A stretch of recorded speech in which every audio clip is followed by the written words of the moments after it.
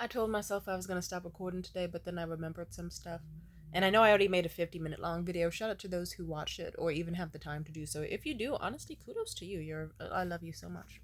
Unless you're like a few specific people who I would call ops, then you need to get a fucking life. Anyway, I remember when I was younger, like 15, 16, there was this kid in school, Steven. He was pansexual and had no, like, I'm someone who can talk to people about a lot of stuff and be open on a lot of stuff. He was a furry. I was like, oh, okay, whatever. But he would do weird shit like send me unprovoked Rule 34 like furry porn and really bad stuff. It'd be like, oh, okay, here's a fucking shark with a massive fucking cock shitting on a tiger laying on its back, and it's like, that's not what I want to see. Steven, stop sending me that. And then he'd think it was funny to send me like six more things until I blocked him eventually. But like, even regardless of that, we've had our incidents, but we still managed to stay friends. Like, he wasn't always a piece of shit, even though I can still name some moments that he absolutely was. I could chalk off some things as just being a stupid teenage boy who was edgy and gay and didn't have many friends aside from like two other dudes who were absolutely weird and kind of predators. But I remember with him specifically, once we were on the bus, and then he kept making, like, I already once slapped him in the eye. One of our first interactions before we ever became friends. I slapped him in the eye for making an inappropriate joke about how, like, I was dating this guy. I don't want to say his name, he's a piece of shit. And he was a significantly bigger guy. And Steven, also being huge, he was like, oh my god, I can't believe you and that guy are together. Like, he's so fucking big. I bet I can satisfy you more by putting this 8 inches deep in your fucking pussy, huh? And then I remember I just full on slapped him in the eye in the middle of science class. And he retaliated by punching me full strength like 3 fucking times, no holding back on my bony ass. And my arm hurt for several days, but I still smiled in his fucking face as he did it. Because it's like, yeah, don't talk to me like that. He clearly didn't learn his lesson years later, because there we were on the bus, fucking juniors in high school, and this nigga just kept making sexual jokes, and even just full on kept gripping their hand on my thigh and trying to jokingly act like they were gonna touch my pussy on the bus. And I was like, hey, listen, no doing that. And he kept trying to do it. And I said, Steven, stop. That makes me uncomfortable. I don't want you touching me there. And I think once he also tried to feel near my boobs area, and it was like, what the fuck are you doing? And I straight up, he was like, oh my god, I'm gay. I can do it. Jesus Christ, I'm gay, Tamia. I'm gay. I can do this. And it's like, first of all, nigga, no, I know you're pansexual. You've mentioned that before. I didn't forget. Two, like, I even explained to him on the bus, I was like, it's not because, it doesn't matter if you're gay or straight. I just don't want to be touched like that. It's not cool. Like, yeah, like a gay man could walk up to me and shimmy my titties around. I can still have the right to be like, don't fucking do that or I'm knocking you in the face. A lesbian can come up to me and jiggle my titties. I still have the right to do that too. Someone who's entirely asexual could walk up and just grip my thigh on some iDubbbz shit, and I could still knock that fucking bitch out. And guess what? It doesn't matter your sexuality, it matters my boundaries. He couldn't respect that shit. And so what he did was like, he kept trying to strawman the issue and just be like, "Oh my god, I'm straight, I'm gay, Tamia. Get over it, I'm gay." And I wasn't even the one who was super mad at him. I just made it clear, like, yeah, okay, I just don't want you touching me like that. That's all I want. His reaction, which I noticed many high school boys at my school did, was to just go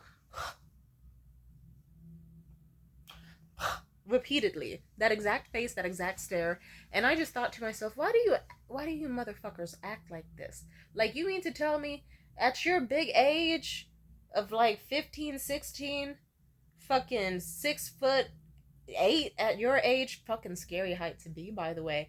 You're out here slumping and fucking kicking your feet out like a fucking toddler? Because you had to learn to keep your hands to yourself, which actually most toddlers are actually know at their age. Like, fuck, dude. I don't know. Funny enough, my first boyfriend had that habit a lot, and it led to our breakup, amongst other things. And just, if you're seeing this video and you're a young girl or you know anyone who's dating someone like that, tell them to fucking leave. Tell them if they have friends that act that way when you communicate that they are not your friends, they are immature, selfish, and need to get their head checked. Like, they need to work on their emotional processing skills, their communication skills, not take everything as a hit to the ego and just take everything at face value. And just kind of know like boundaries and respect for others. Because it's like at the end of the day, man, I'm pretty sure that if roles were reversed, and if I came up to him and grabbed him by his moobs and shook them hard as fuck, and then used the excuse of, hey, I tend to like women, I'm not sexually attracted to you, it would not change the fact that he was embarrassed, uncomfortable, overstimulated, anything. Just, I hate people like that. I hate when you make it clear what a boundary is, or like what you do not want, and then they want to test it, and it's like, cool, now I have to cut you off now. Just like my recent ex Jared, he got mad because all I did was tell him, I'm not the same person as before, you're very nice, but I don't like you making sexual jokes my direction, and I don't want jokes about us fucking or like comments like that anymore, okay? And his response was, fuck you, bitch, you're a narcissist, fuck you, fuck you, fuck you, scorched earth. And now he's out here sulking because it's like, damn it, I could have spent 4th of July with Tamia, but no, she was in Tahoe with another dude.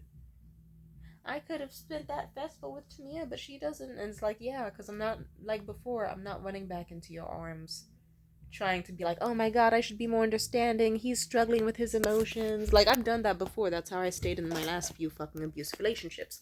Don't do that. Do not be like me and go, I should be more thoughtful and considerate of his background. And he's been through hard times. Bitch, I've been through hard times too. I still know no means no. Be nice to people. Be respectful.